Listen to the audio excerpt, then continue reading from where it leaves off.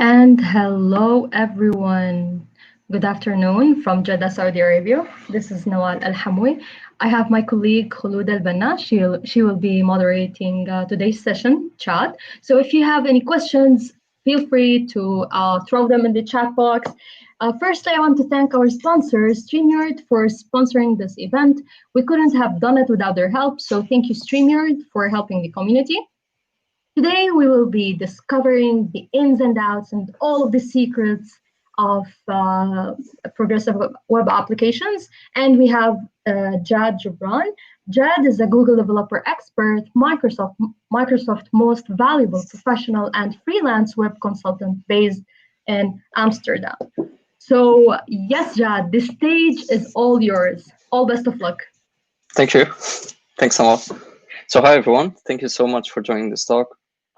At any point in time, please feel free to ask your questions. I'm going to be stopping after every couple of slides and I'll answer them. And we're also going to have some time at the end for questions. So I'm here to talk to you about the secrets of native-like progressive web apps. And when you're developing progressive web apps, if you want to focus on three main things, I think it's going to be the user interface, the user experience, and reliability. The user interface is how your app or PWA looks like. You want to work on making the user interface looks like its native counterpart by using a UI library that looks similar to native apps. The focus on this talk today is going to be on the user experience and performance and reliability. You're going to see how important it is to craft the user experience for progressive web app that is native-like. This is where I'm going to share a lot of the secrets. You're also going to see how performance goes hand in hand with user experience. So a good performance and a bad user experience, or a good user experience and a bad performance, will more or less cancel each other out. So it's important for you to work on both of them together. And then we're going to talk about reliability, most from the main perspective of being on your phone, using the app, but also using slow internet, going offline. So how you can make your PWA reliable and resilient. So let's start with the definition of a progressive web app, because this is something that is a bit of an umbrella term, but I like to define it as a successful progressive web app is an app that is built with web technologies. So that's HTML, CSS, JavaScript, potentially WebAssembly. And this app not only satisfies, but also exceeds user expectations. So you see the point of a successful PWA is not necessarily the technology, but it's always about exceeding user expectations, because this is why we're building these apps, because they're going to be used by our users. So let's start with the first secret, which is designing and building an app shell. So this is not a requirement, but a lot of apps can benefit from the app shell pattern, because this is a pattern that we've seen from native apps. If you look at this example from the Twitter native app, when you click on the Twitter icon, we get this app shell. And this app shell is made up of several components, such as the nav bar, the background, the spinner, floating action button, and the tab bar. You don't necessarily need to have all of them, but this is just an example. And you see the app shell is this screen here that shows up a split of a second before the data goes in and populates the app shell. You may have never noticed this technique before, but if you open almost any native app on your phone, you will have this app shell. And in fact, several progressive web apps have implemented this app shell pattern, such as Flipkart in India and such as the mobile Twitter PWA. Now, if you're wondering how can you implement an app shell, it's just a practice of including the styles, the HTML, and the scripts that you need to power this app shell. So you want to have all of these critical resources, critical HTML, CSS, and JavaScript in your HTML file, in your index.html, because this is the thing you want to give utmost priority to the browser so that it renders it first. But of course, with prioritization, you cannot just prioritize everything. So you want to make sure to keep this at around 40 kilobytes, because this will allow you to load in less than a second on fast 3G. And then once you have an app shell, you can use Workbox, which is a library for that generates service workers. And if you're using if you're using Webpack as well, you can use the Workbox Webpack plugin to generate the service worker that will cache this app shell for you, so that the first time the user opens your PWA, you will load all the resources from the network. But the next time they come to your PWA, they will have this app shell cached on their device, which means if they go offline, if they have a slow internet connection, they will always receive the cached version, which is a big win because when you click on the icon, on the PWA icon, it's going to render the app shell almost instantly. So let's see if we've got some questions. Okay, not yet.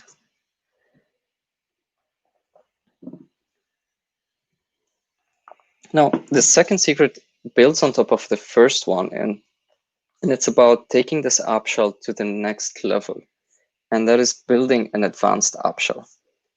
So let me show you what I mean by also taking an example from a native app. This is the Philips Hue Light app, which is the app that allows you to control the lights in your apartment, for example. And there's nothing really special about it, but if you zoom in at what's happening on the bottom, we have this tab bar over here. And this tab bar is also something you see commonly in native apps because it has so many benefits. First of all, it simplifies the navigational user experience. And that means as a user, you know that there are 4 main pages on this app: the home, routines, explore, settings. Not necessarily pages, more like actions. So you know that your journey has to start on one of these 4 pages. Second of all, it's easy to reach on handheld devices with your thumb. This is exactly why the tab bar is at the bottom. And so because of these benefits, if your PWA has a tab bar and you manage to do it with good UX, good micro interactions, and then just making sure it's clear to the user which tab is active, which tab isn't active, then you can make your PWA look like a native app. So advanced app shells are possible on the web today, but I'm not going to lie, they're not necessarily easy because having a proper performance is key here. So if you have a tab bar, but the tab bar is very slow, then maybe it's not a good idea to have the tab bar. So this is why I have here some tips and tricks for making sure if you have an app shell, like an advanced app shell, that you want to have good performance with it. So if you're doing some animations, you should only animate transform and opacity, and never width and height or left and right, because these will cause reflow and recalculation of the styles, and that's going to be expensive. Also, while you're doing animation work, which is going to happen on the main thread, you want to avoid doing any other expensive work. This could be doing fetch requests, initiating fetch requests, processing JSON, or any other thing. So you want to do all of this work either before the animation or after the animation. And of course, you want to test on several devices, not just on your laptop, because our laptops are overpowered devices when we compare it to our phones. So this is another example of an advanced app shell. And you can see here, I'm going to replay the video. We've got a tab bar with 5 icons on the bottom, and then you click on events, slides to the events page, click on Norwegian.com, opens up a modal with the payment details. But in fact, this is a progressive web app. This is not a native app. You may have thought it's a native app because it just implements what we talked about so far, the app shell, the advanced app shell, which includes the tab bar. There's also another example here with Air Antarctica. Of course, it's a fictitious airline, but you can swipe or slide between pages with your thumb, and that's going to change from this flight screen all the way to the reward screen. And this is also a progressive web app, but it's very easy to implement this one on the web today because of the CSS scroll snap API. So you need to find a container and give it the scroll snap type X. So you want to have scroll snapping on the X axis, and it's mandatory, which means when the user flicks one of the child elements, it's going to have to snap to either the previous one or the next one or the current one. And then for every child element, you have to give it scroll snap align. Start or center, it won't really matter here because every child has the same width as the screen. So any questions so far? So I usually duplicate the HTML and CSS from my original single page app to build the app shell. Is that okay? Yeah, so this is more or less, you're doing like more or less server-side rendering, but manually, depending on your team size, depending on your app size, it's not a problem. And if it becomes a problem, eventually you can write script to automate that. But if it's working for you, then this is good.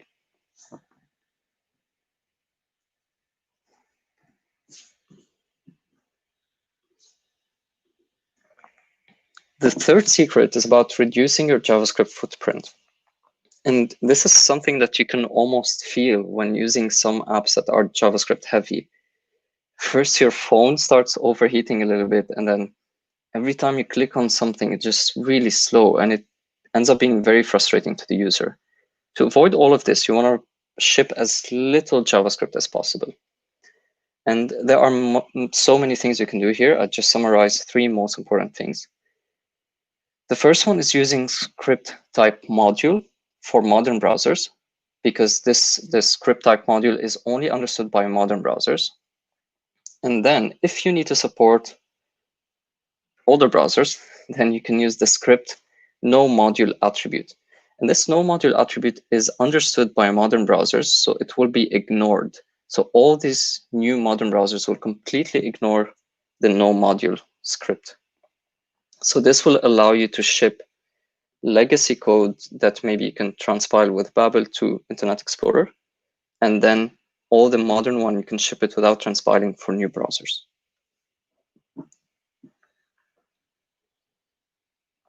Now, of course, if you don't need to support Internet Explorer, then you can just ship everything as a script-like module or as a normal script.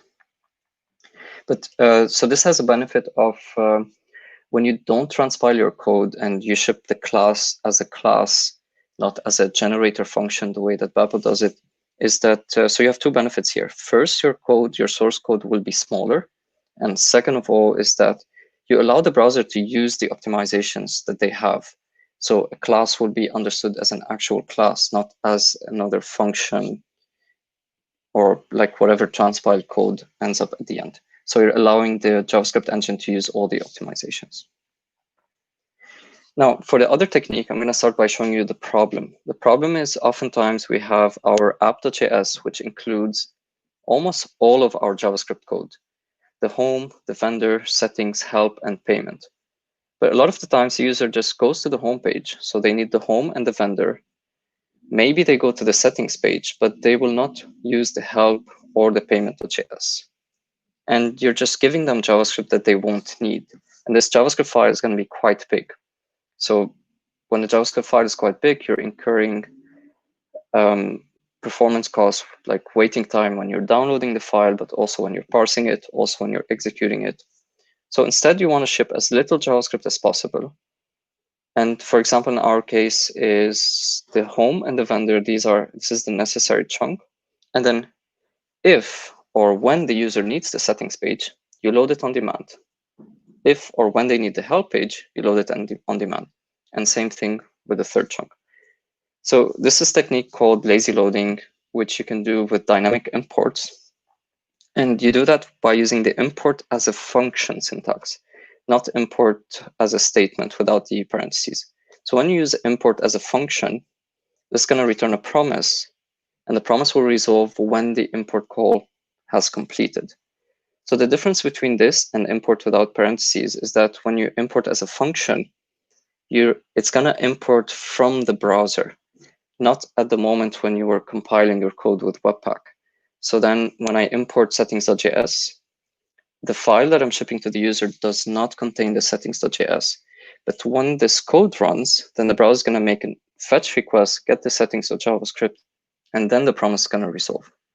So this allows you to conditionally run your code, to conditionally import modules or import them at a later stage, which will allow you to ship as little JavaScript as needed. Because in this example, we can have this in an if condition or add event listener, so that we only load the settings.js when the user goes to the settings page.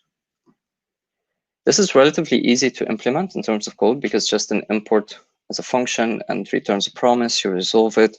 But on the UI side of thing, on the user interface, it's easy to mess things up. So when you run this code on your local computer, the import will resolve almost immediately because you're requesting a file from your own computer. That's going to be very fast. But when you ship your code, this is going to take much longer, especially for users on mobile devices. So every time you do a dynamic import, if the result of the import is going to be shown on the screen, then you want to make sure to give the user feedback while this chunk is loading. So you want to show a loader, you want to tell them that something is loading. If not, they will end up with a blank page or blank screen, not knowing what's going on. Another thing you can do, if for some reason you have to load a very large chunk, for example, a couple of megabytes, then you can set a timer for 3 seconds. And if that chunk takes more than 3 seconds to load, then you can change the loading message to still loading. This acknowledges to the user that we know this is taking some time, but we're still working on it.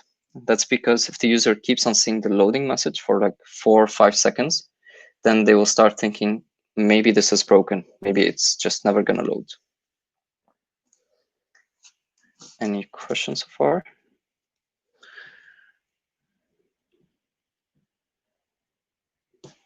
Will PWA dominate React Native or Flutter in the future? I cannot answer that. I don't know. This is more of a community thing. But I can say that it's nice for us to have so many options, though they're not all of them really solving the same problem in the same way, because with progressive web apps, the journey starts on the web and it stays on the web by moving into your desktop, into your home screen. Whereas with React Native or Flutter without PWA, then they're all starting maybe on the web, but then you have to go through app stores, and that's fundamentally different. The other question is, what makes a progressive web app suitable option for project instead of the other technologies? That's an interesting question. So there's a lot of factors. It could be the experience of the current team. It could be the size of the current team, because a lot of the times you can build a PWA without having to hire additional developers, which can give you some competitive advantage in the market against your competitors. It also allows you to experiment with new ideas, test them out with the users, and then see if that actually works out with your users. Then you can invest more time and effort in it. And yeah, this is one of the sides. But of course, there are some places where PWA is not suitable. If you have a lot of functionality depending on, for example, location and the background, a lot of processing, a lot of camera. If you're building a chat messaging app, then in those cases, a PWA is most likely not a suitable option.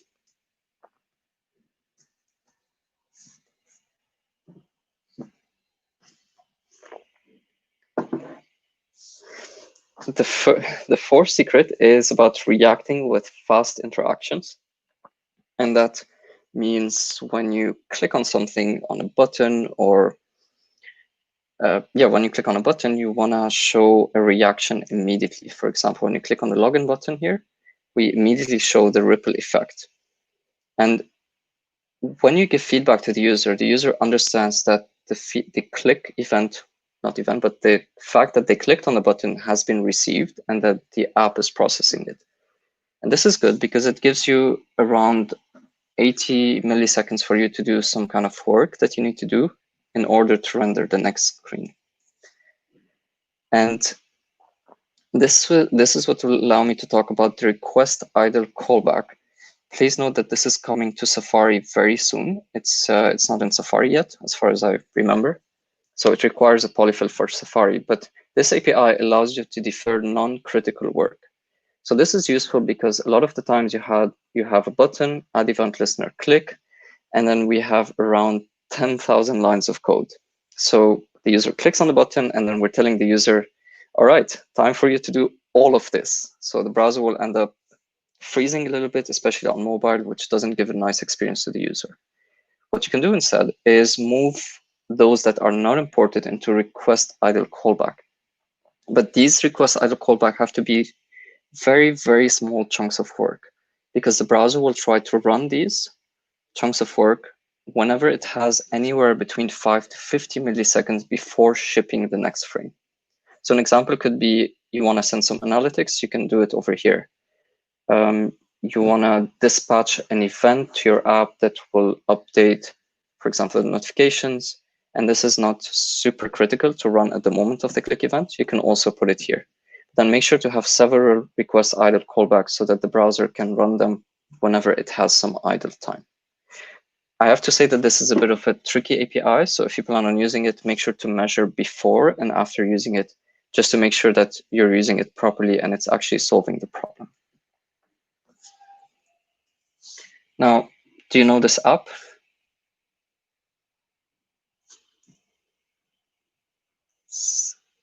So yeah, this is the Google Calendar app, but this is a progressive web app. So this is a small demo that I've worked on just to show if you use APIs like request idle callback when it makes sense. So in this example, when you click on the event, I'm giving the utmost priority for the animation, but then all the other tasks on request idle callbacking them because I don't need to run them on the main thread as soon as the animation is happening, which will slow down the animation.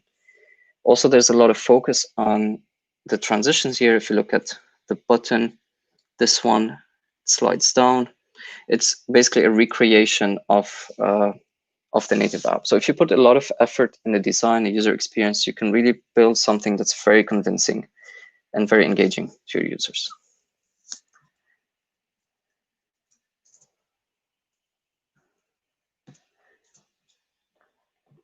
Onto the 5th secret is how to make it work offline. So this also assumes that you're using Workbox with a Workbox Webpack plugin. So all the routes, all the API calls that your app will be making, if you're offline, then then they will fail. But you can use the network first strategy from Workbox, which allows you to say, I'm going to go to the network, get it from the internet, but in case the network is not available, then I'm going to fall back to the cache.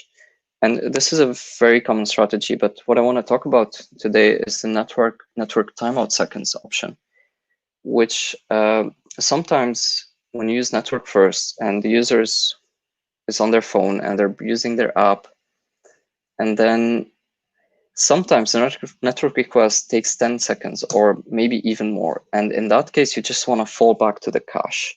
So to avoid these problems where the user has to wait like several seconds, you can set a timeout for it. For example, network timeout seconds 5, which means let's go to the network and try to get a response. But if it takes more than 5 seconds, we're going to assume it's broken and we're going to fall back to the cache. And then keep in mind that every time you make your app work offline, with every request, you're storing something on your user's device. And you don't want to end up storing gigabytes. This is why Workbox also has the Workbox expiration plugin, which is an excellent plugin to manage the cached assets, because you can specify either the max entries, actually the max entries and or the max age seconds. So you can say, I just want to have 50 items, in this case, images. And then once you have the 51st, it's going to remove the oldest one and or the max age seconds. So only keep this in the cache for 30 days. So that's a really useful plugin. If you're using Workbox, I definitely recommend that you use it. And then you can decide when to use it. For example, if the user is running out of space, or like for the images, it kind of makes sense to cache them for only 30 days, only 100 images. But if you have important data, then you can just ask Workbox not to remove them, so you don't specify the expiration plugin.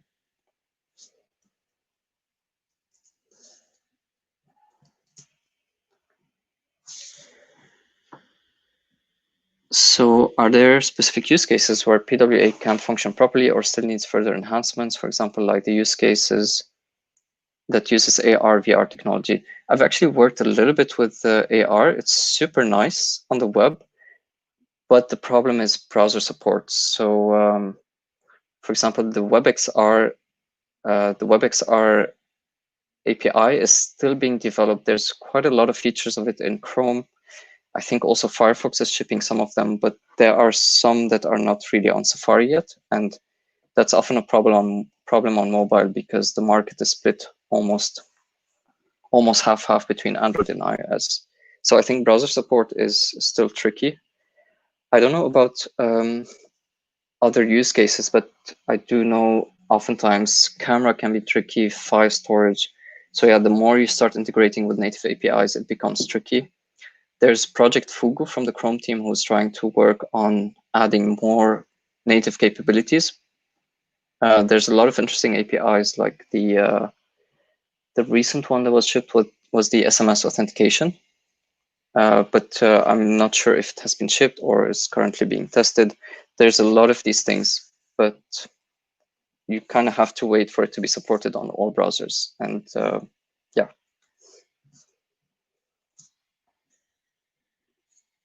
And onto the sixth secret, how to, this is about increasing the add to home screen conversion. So when you have a PWA, you're starting the journey on the web, and you want to take that journey, you want to take that app and save it on the user's home screen.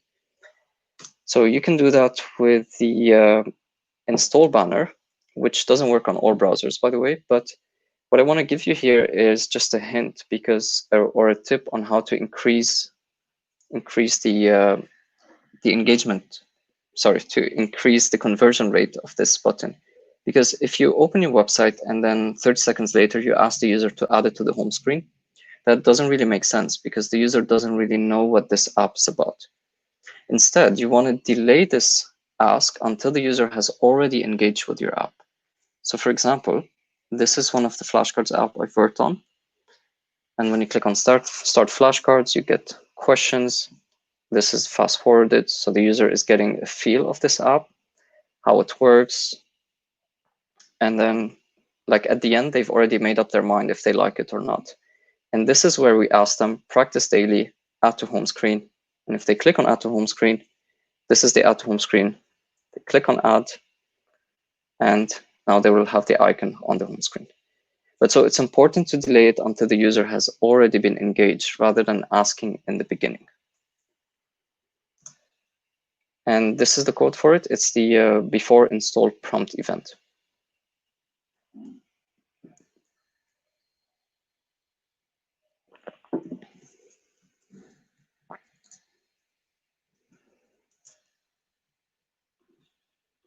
And onto the last secret, it's about building a smooth update process. I want to start by explaining a little bit how the update process works for progressive web apps. Because for native apps, you have to go to the Play Store or to the App Store and update the app. While the app is updating, the app is completely shut down or killed because you cannot have two versions running at the same time. And so it's a little bit similar here, except we don't have the central store, App Store or Play Store. So let's say this is the timeline of how the life cycle of a service worker. So when you call navigator.serviceworker.register, the browser is going to fetch this service worker code and then it's going to parse it. After parsing it, it's going to install it. But once it's installed, it enters a waiting phase because it's going to check with the browser. Is there any other service worker installed on the current domain?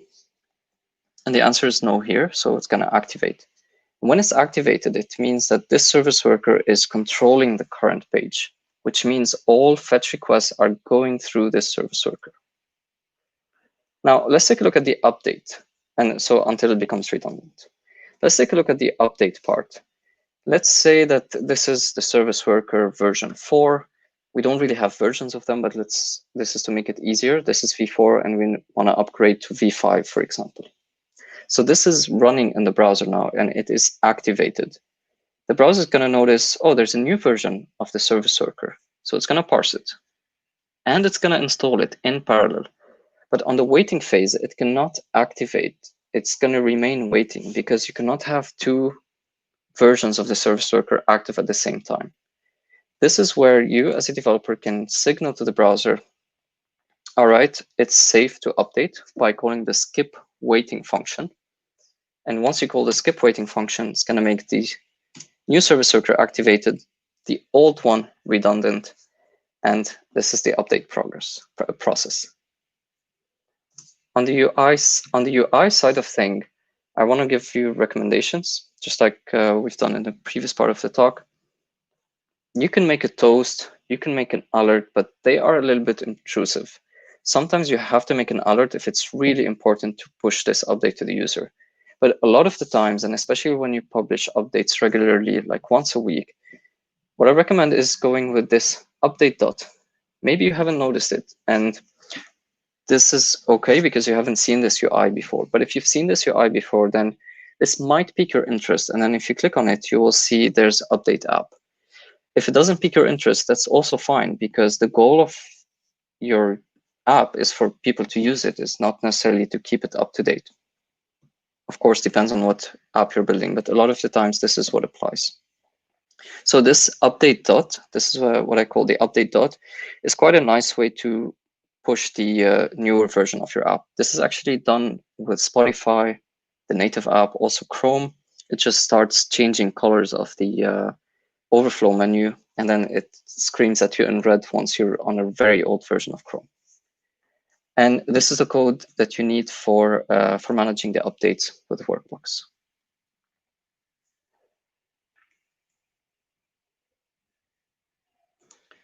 So do we have any more questions? Gonna wait a minute, see if there are questions.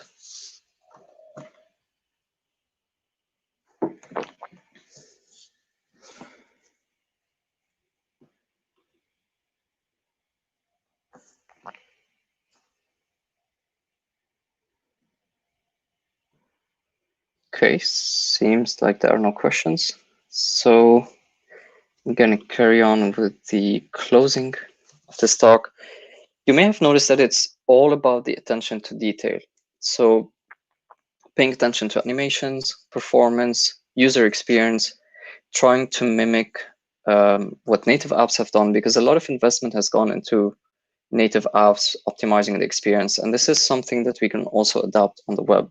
And I want to show you an example from my personal experience, which is, so I have an online course that teaches JavaScript. And the first time I wanted to make it work on mobile, I just put everything under each other to make it responsive, which is true. It is responsive, but it's not necessarily the best experience to the user. And after writing this talk, I tried to apply what I learned from the talk itself. And I've rewritten it as a more native-like experience where you have the tab bar at the bottom. You can slide between them or flick between them. You can also click on the different tabs. We have a floating action button for the run. We even have a smaller floating action button that conditionally shows when necessary, like the next button.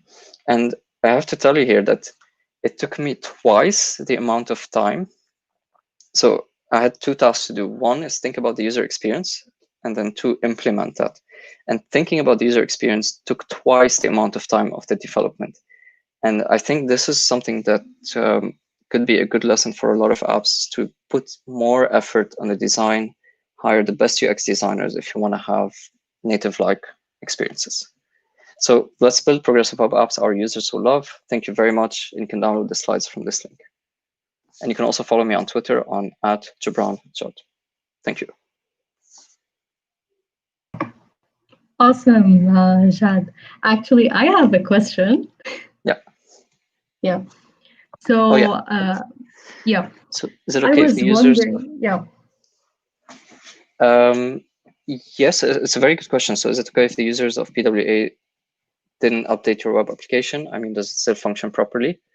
Most of the times, yes, but there is a trick, which is if you're using dynamic imports or lazy loading, the one we mentioned before, and you try to load a file that doesn't exist anymore because, okay, I have to backtrack a little bit, but a lot of front-end projects delete everything in their distribution folder, in the dist or build folder, and then deploy the new version. So if you have a user on the old version of your app and they try to load a file that has been deleted, then yeah, it's a problem. The way I solve that problem is by never deleting any file that makes it into the distribution folder. Does that make sense? Yes, it totally makes sense. I thought like perhaps when you launch an update for your app, probably some functions might be broken. As long as you have all the assets, JavaScript, HTML, CSS, and of course, assuming on the API side it's backwards compatible, then no, I have the confidence to tell you that it works perfectly, because I have users who haven't updated their app in several months, and it's okay. They just don't have the new features. Cool.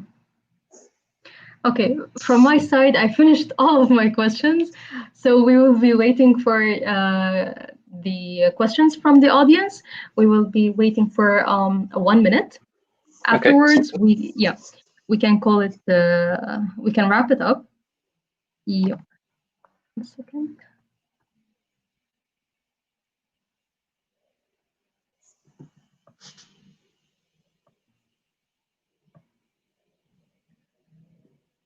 Okay, the timer has started.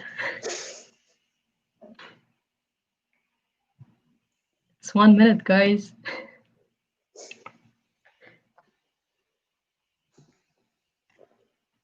In the meantime, I'd like to thank you so much, Jad, for your efforts and time with us today. We really appreciate it, and definitely we're like looking forward for more awesome future collab. Thanks, Nawal, for organizing it in your time as well. Thank you. Okay, 19 seconds.